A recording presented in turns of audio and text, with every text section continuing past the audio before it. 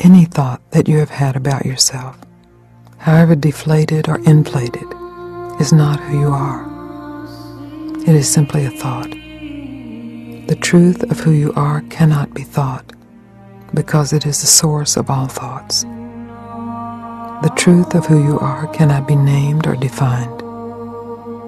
Words like soul, light, God, truth, self, consciousness, universal intelligence, or divinity, while capable of evoking the bliss of the truth, are grossly inadequate as a description of the immensity of who you truly are.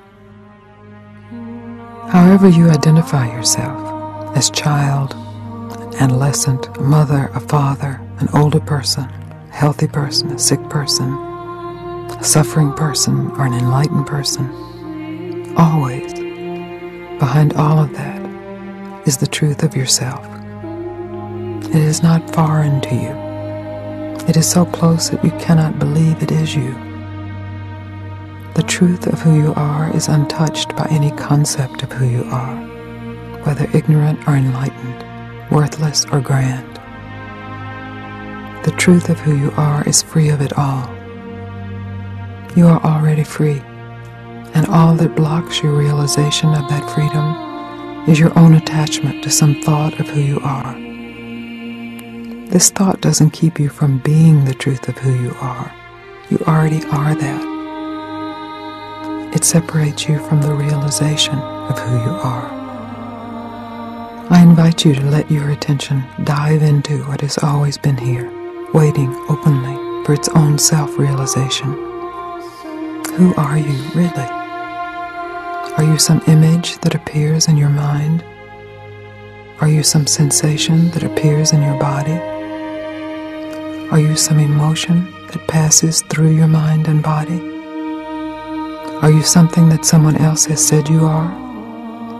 Or are you the rebellion against something that someone else has said you are? These are some of the many avenues of misidentification. All of these definitions come and go, are born and then die.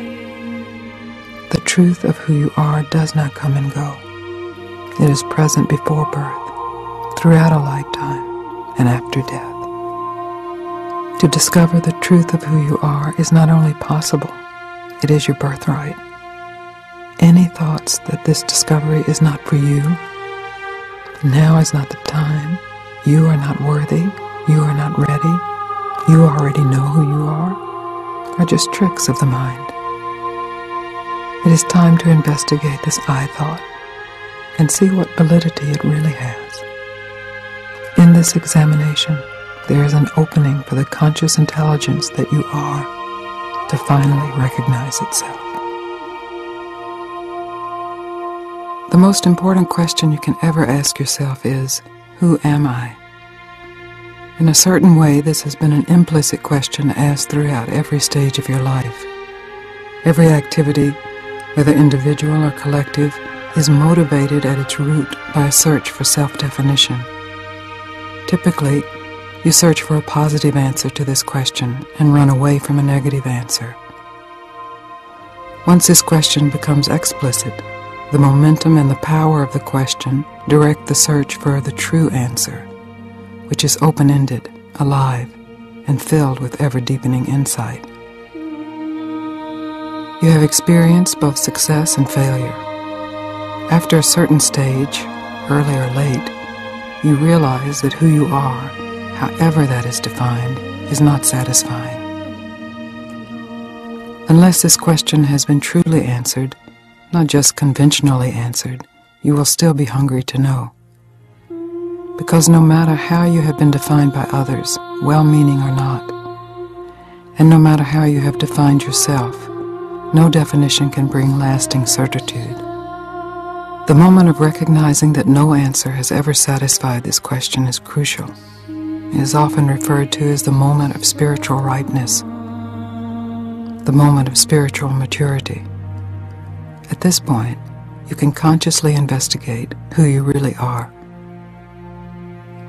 In its power and simplicity, the question, who am I, throws the mind back to the root of personal identification, the basic assumption, I am somebody.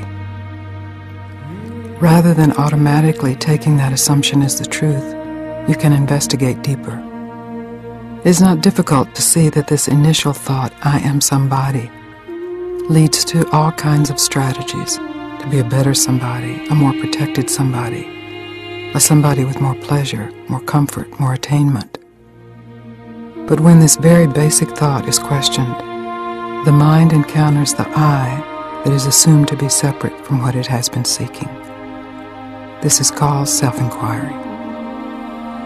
This most basic question, who am I, is the one that is the most overlooked.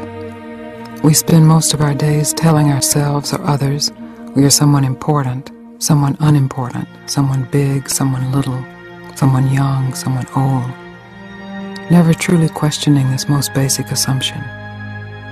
Who are you, really? How do you know that is who you are? Is that true, really? When you turn your attention toward the question, who am I? Perhaps you will see an entity that has your face and your body. But who is aware of that entity? Are you the object, or are you the awareness of the object? The object comes and goes. The parent, the child, the lover, the abandoned one, the enlightened one, the victorious one, the defeated one. These identifications all come and go. The awareness of these identifications is always present. The misidentification of yourself as some object in awareness leads to extreme pleasure or extreme pain and endless cycles of suffering. When you are willing to stop the misidentification and discover directly and completely that you are the awareness itself and not these impermanent definitions, the search for yourself in thought ends. When the question, who, is followed innocently, purely, all the way back to its source, there is a huge, astounding realization. There is no entity there at all. There is only the indefinable, boundless recognition of yourself as inseparable from anything else. You are free. You are whole. You are endless. There's no bottom to you, no boundary to you. Any idea about yourself appears in you and will disappear back into you. You are awareness, and awareness is consciousness. Let all self-definitions die in this moment. Let them go and see what remains. See what is never born and what does not die. Feel the relief of laying down the burden of defining yourself. Experience the actual non-reality of the burden. Experience the joy that is here. Rest in the endless peace of your true nature before any thought of I arises.